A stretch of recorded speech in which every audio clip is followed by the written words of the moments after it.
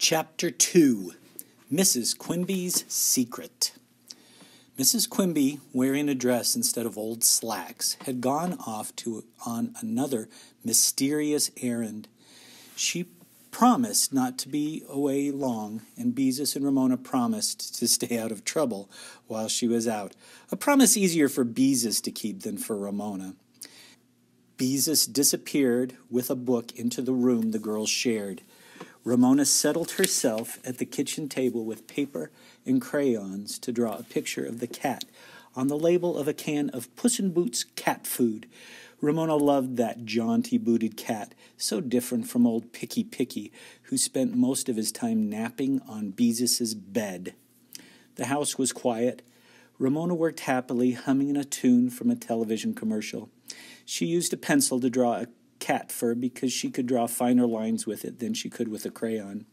She used her crayon for Puss in Boots' clothes, but when she came to his boots, she discovered her red crayon was missing. Most likely she had left it in her room. "Beezus, have you seen my red crayon?" The girls had an agreement that Ramona could call her sister Beezus at home, but in public she had better remember to call her Beatrice or look out. Without looking up from her book, Beezus waved her hand in the direction of Ramona's bed. Peace between the sisters could not last. Ramona saw the broken remains of her red crayon lying in the middle of her bed. "Who broke my crayon?" she demanded. "You shouldn't leave your crayon on other people's beds where it can get sat on." Beezus did not even bother to look up from her book. Ramona found this answer most annoying. Annoy would be a great vocabulary word. It means something that bothers you. "You should look where you sit," she said, "and you don't have to be so bossy. This is my bed." Beezus glanced at her sister. "Hip, hip, hooray. You have your own half of the room." "I don't have any place to put anything." "Pooh," said Beezus. "You're just careless and messy." "I used to share my bedroom with my brother, and it was not easy. Sometimes we would get in arguments like this." Ramona was indignant. "I am not careless and messy." Picky Picky woke up, leaped from Beezus's bed, and departed, tail held straight. Picky Picky often made it plain that he did not care for Ramona. "Yes, you are," said Beezus. "You don't hang up your clothes, and you leave your toys all over." "Just because the clothes bar is easy for you to reach," said Ramona, "and you think you're too big for toys." To show her sister that she did pick up her things, she laid the pieces of her broken crayon in her drawer on top of her underwear. She had lost interest in crayoning. She did not want to color boots with the rough ends of a broken crayon.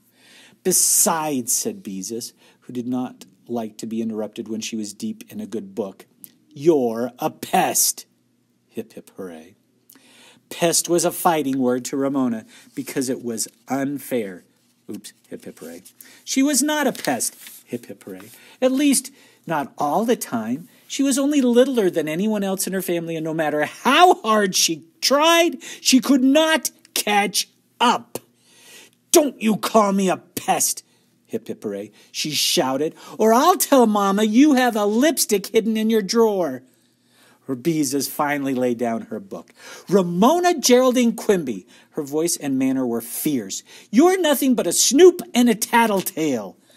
Ramona had gone too far. "I wasn't snooping. I was looking for a safety pin," she explained, adding as if she were a very good girl. "And anyway, I haven't told Mama yet." Beezus gave her sister a look of disgust. "Ramona, grow up." Ramona lost all patience. "Can't you see I'm trying?" she yelled at the top of her voice. People were always telling her to grow up. What did they think she was trying to do? "Try harder," was Beezus's heartless answer. "And stop bothering me when I've come to the good part in my book." Ramona shoved aside her stuffed animals and threw herself on her bed with Wild Animals of Africa, a book with interesting pictures, but without the 3 grown-up words she had taught herself from signs, but was unable to find in books. The 3 words were gas, motel, and burger. She must have seen those in signs and figured out what they mean. The book fell open to the page that she had looked at most often, a full-page colored photograph of a gorilla. Ramona stared briefly and intensely at the gorilla, taking in his mighty body covered with blue-black hair, his tiny eyes, the dark caves of his nostrils, his long and powerful arms, with hands like leather that hung almost to the ground. With a satisfying shiver, Ramona slammed the book shut. She wouldn't want to meet that old gorilla coming down the street or swinging through the trees of the park. She let the book fall open again. The gorilla was still there, staring out of the page with fierce little eyes. Ramona slammed the gorilla in again.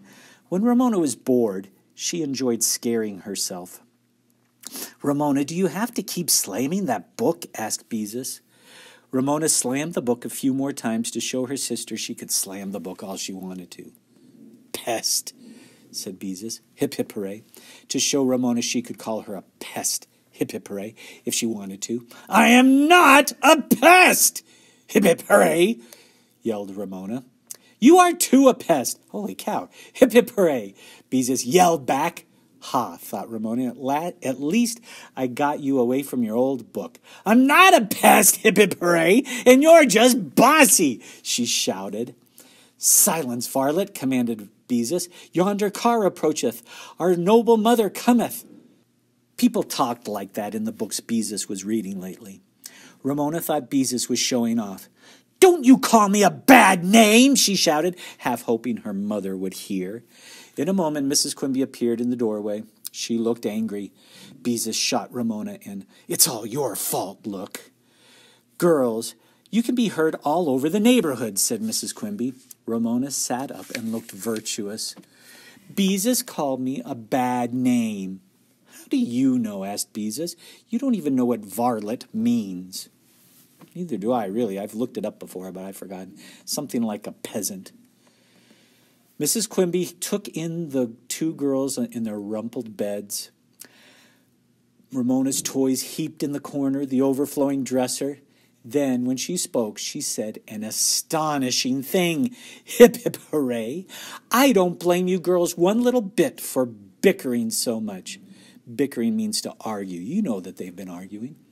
"This room is much too small for two growing girls, so of course you get in on one another's nerves." The sisters looked at each other and relaxed. Their mother understood. "Well, we're going to do something about it," said Mrs. Quimby continued. "We're going to go ahead and build that extra bedroom onto the house." Beezus looked up, and this time she was the one to slam her book shut. "Oh, Mother," she cried, "are we really?" Ramona understood the stress on that last word. The extra room had been talked about for so long that neither sister believed it would actually be built. Mr. Quimby had drawn plans for knocking out the back of the closet where the vacuum cleaner was kept and extending the house into the backyard just enough to add a small bedroom with the closet turned into a hall leading to it. Ramona had heard a lot of uninteresting grown-up talk about borrowing money from a bank to pay for it, but nothing had ever come of it. All she understood was that her father worked at something that sounded boring in an office downtown, and there was never quite enough money in the Quimby family. They were certainly not poor, but their parents worried a lot about taxes and college educations. "Where will we get the money to pay back the bank?" asked Beezus, who understood these things better than Ramona. Mrs. Quimby smiled, about to make an important announcement. "Oh, do you remember the name of this chapter?" Mrs. Quimby's Secret. "I have a job that begins as soon as school starts." "A job!" cried the sisters. "Yes," said their mother. "I am going to work from 9 in the morning till 2 in the afternoon in Dr. Perry's office. That way I can be here when Ramona gets home from school. And on my way home from talking to Dr. Perry, I stopped at the bank and arranged to borrow the money to pay for the room." "Oh, Mother!" Beezus was all enthusiasm. Dr. Perry was the woman who had given the girls their checkups and their shots ever since they were born. "Just think, you're going to be liberated." Ramona was pleased by the look of amusement that flickered across her mother's face. Ramona wasn't the only one who said things grown-ups thought funny. That remains to be seen, said Mrs. Quimby, and depends on how much help I get from you girls. But you'll get to see all the darling babies. Beezus loved babies and could hardly wait until she was old enough to babysit. Oh, Mother, you're so lucky. Mrs. Quimby smiled. I'm going to be Dr. Perry's bookkeeper. I won't be taking care of babies. Ramona was less enthusiastic than Beezus. Who will take care of me if I get sick? She wanted to know. Oh, my goodness, in one of the other books that we won't read, Ramona throws up in the middle of her classroom. Howie's grandmother, said Mrs. Quimby. She's always glad to earn a little extra money. Ramona, who knew all about Howie's grandmother, made up her mind to stay well. Who will bake cookies? She asked. Oh, cookies.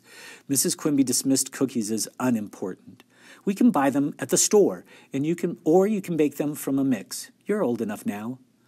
I might burn myself, said Ramona darkly.